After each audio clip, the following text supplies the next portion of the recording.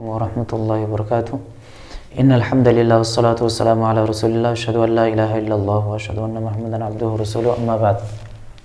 حضرات، آپ اس ویڈیو میں جانیں گے کہ جنازے کی نماز میں سورہ فاتحہ کا پڑھنا واجب کیوں ہے اور رکن کیوں ہے۔ جی ہاں، آپ بالکل صحیح سن رہے ہیں کہ جنازے کی نماز میں سورہ فاتحہ کا پڑھنا یہ رکن ہے، یہ واجب ہے۔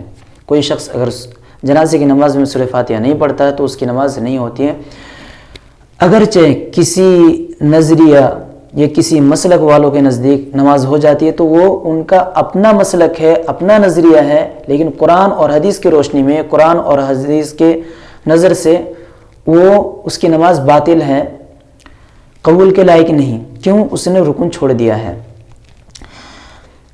آخر دلیل کیا ہے کہ سورہ فاتحہ کا پڑھنا جنازے کی نماز میں واجب ہے، فرض ہے؟ دلیل وہ تمام کے تمام احادیث ہیں جو حدیثیں دلالت کرتی ہیں عام نمازوں میں کہ ہر شخص پر سورہ فاتحہ کا پڑھنا واجب ہے، وہی تمام حدیثیں یہاں پر بھی دلیل بنتی ہیں جنازے کی نماز میں سورہ فاتحہ کا پڑھنا واجب اور ضروری ہے۔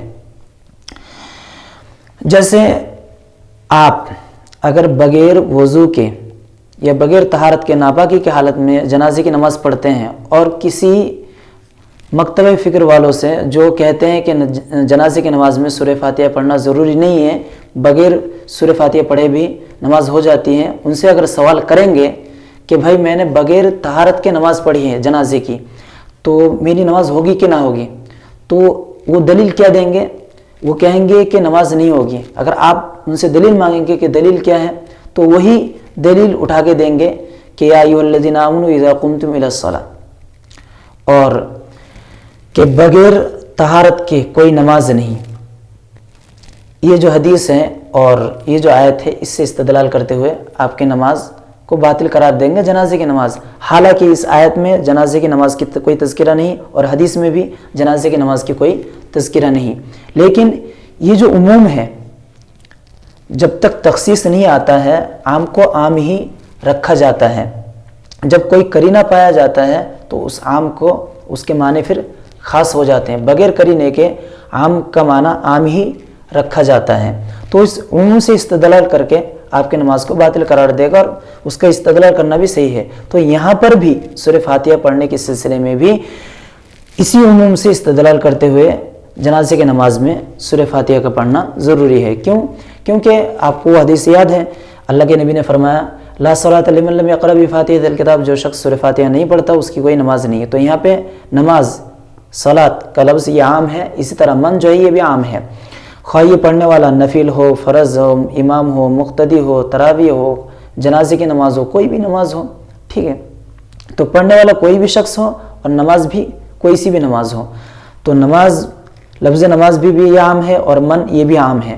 تو ہر شخص کے لیے سورہ فاتحہ کا پڑھنا ہر نماز میں، ہر طرح کی نماز میں یہ واجب ہے، اس حدیث کے عموم سے استدلال کرتے ہوئے۔ اس کے علاوہ نبی صلی اللہ علیہ وسلم سے ایک حدیث مروی ہے ان نبی صلی اللہ علیہ وسلم قرأ علی الجنازہ بفاتحۃ الکتاب، کہ اللہ کے نبی صلی اللہ علیہ وسلم نے جنازے کی نماز میں سورہ فاتحہ پڑھی ہے۔ اس حدیث میں کچھ کلام ہیں،